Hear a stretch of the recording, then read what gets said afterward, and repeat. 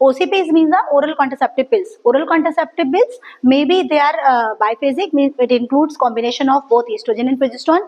ये mini pills कहलाती है, या इसको बोलते हैं progesterone only pills, that is POP pills, जिसमें प्रोजेस्टेरोन ज्यादा होता है बिकॉज एस्ट्रोजन के थोड़े से साइड इफेक्ट ज्यादा होते हैं, मेटाबॉलिक चेंजेस कराता है, ग्लूकोज लेवल बढ़ा देता है, ओबेसिटी क्रिएट कराता है. सो न्यूअर ड्रग्स में क्या किया है कंपनीज ने, क्योंकि एस्ट्रोजन से थोड़ा साइड इफेक्ट ज्यादा होते हैं, सो नई टैबलेट्स में उन्होंने एस्ट्रोजन के अमाउंट को कम करके प्रोजेस्टेरोन के अमाउंट को बढ़ा दिया है. So now they are known as progesterone only pills और द मिनी पिल्स. तो एक आपको मिलती है बायफेजिक पिल्स या कंबाइंड पिल्स जिसमें एस्ट्रोजन और प्रोजेस्टेरोन दोनों होते हैं. एक होता है प्रोजेस्टेरोन ओनली पिल्स या फिर मिनी पिल्स जिसमें प्रोजेस्टेरोन का अमाउंट ज्यादा होता है. एक होता है आपका इमरजेंसी पिल्स. इमरजेंसी पिल्स आपको सबको पता है, दैट इज अनवांटेड 72, कि अगर आपने अनसेफ पीरियड में सेक्सुअल इंटरकोर्स किया विदाउट एनी कॉन्ट्रासेप्शंस, तो उस केस में आप विद इन 72 आवर्स आप अपने फर्टिलाइजेशन को रोकने के लिए वो टैबलेट ले सकते हो, that is known as unwanted pills, unwanted 72 pills. So these are some type of OCPs. But normally हम लोगों को ये पता होता है कि OCPs का मतलब होता है कि अगर अब मुझे प्रेगनेंसी नहीं चाहिए, अगर किसी कपल को अनवांटेड प्रेगनेंसी नहीं चाहिए, तो वो OCPs खाते हैं, वो टैबलेट्स खाते हैं. बट ऐसा नहीं है, OCPs के और भी बहुत ज्यादा यूजेस होते हैं, बिकॉज फीमेल की बॉडी जो है वो अगर उसमें यूट्रस में और या ब्रेस्ट में कोई भी अगर प्रॉब्लम हो रही है तो it is related with hormones. और हार्मोन्स अगर बात करूंगी that is estrogen and progesterone. तो इसीलिए अगर यूट्रस की या ब्रेस्ट की किसी भी डिजीज में प्रॉब्लम अगर हार्मोन्स है तो उसका ट्रीटमेंट भी हार्मोन्स ही होता है.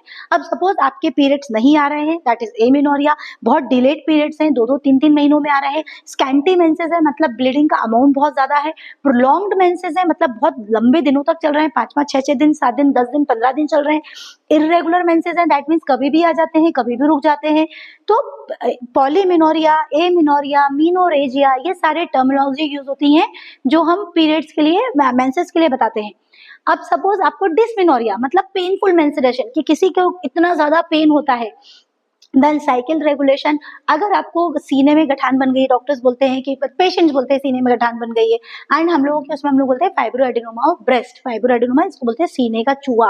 दैट मीन्स अगर उस गठान को पकड़ोगे तो it is highly mobile, freely moving होता है और इट इज पेनलेस, पेन नहीं होता है, but it is a benign. गठान है but it is a benign, ये कैंसर नहीं है. सो इसको बोलते हैं फाइब्रोएडेनोमा ऑफ ब्रेस्ट या फिर cystic disease of the breast. इसमें भी ट्रीटमेंट OCPs ही होता है. So other uses of OCPs कि अदर देन कॉन्ट्रासेप्शन हम OCPs को कहाँ कहाँ दे सकते हैं. सो उसको याद करने के लिए जो जिंगल है दैट इज HOD की प्रेगनेंसी में ABC. So H for hormone replacement therapy.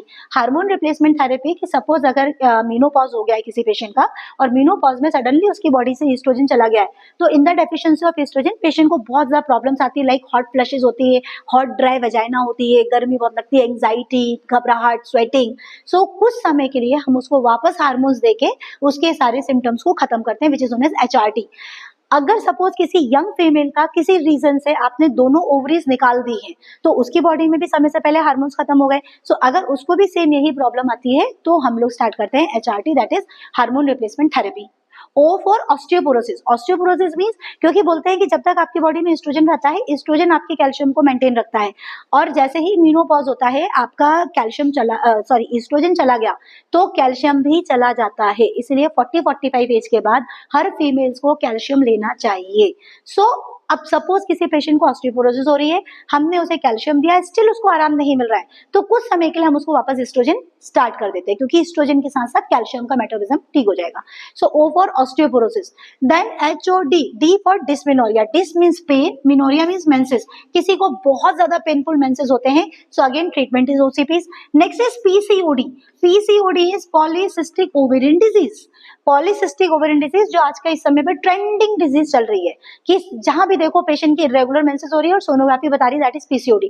PCOD means हो रहा है कि आपके पॉलीसिस्टिक बहुत सारे ओवरीज में सिस्ट बन गए. एक्चुअली ये सिस्ट नहीं है, दीज आर स्मॉल ओवास जो कि ओवा बने थे, बट बिकॉज ऑफ द कि आपकी बॉडी में FSH और LH हार्मोन प्रॉपर काम नहीं कर पा रहे तो उनका साइज नहीं बढ़ रहा है.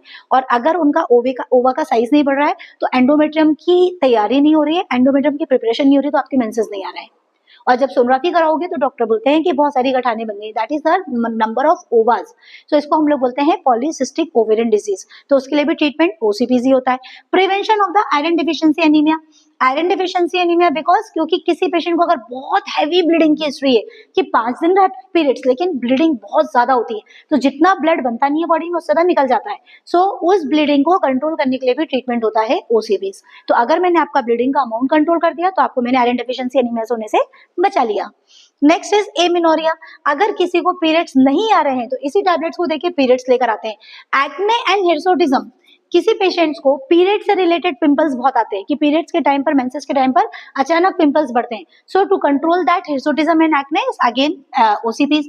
Benign cystic breast disease that is known as fibroadenoma of breast. Cycle regularization, अगर आपकी साइकिल इरेगुलर हो रही है उसको रेगुलर करने के लिए भी ओसीपीज देते हैं। And cancer, specially the ovarian and the endometrial cancer, इसमें से भी ओसीपीज के फॉर्म में ही दिया जाता है। सो ओसीपीज सिर्फ अनवांटेड प्रेगनेंसी को रोकने का ट्रीटमेंट नहीं है, बाकी फीमेल्स की मैक्सिमम डिजीज में ट्रीटमेंट ओसीपीज होता है, बस प्रोवाइडेड कि मेडिसिन अलग अलग होती हैं, उनके फॉर्म्स अलग होते हैं और उनके डोजेज अलग होते हैं और अलग अलग टाइम पे दिए जाते हैं जो डॉक्टर्स चेक करके बताते हैं।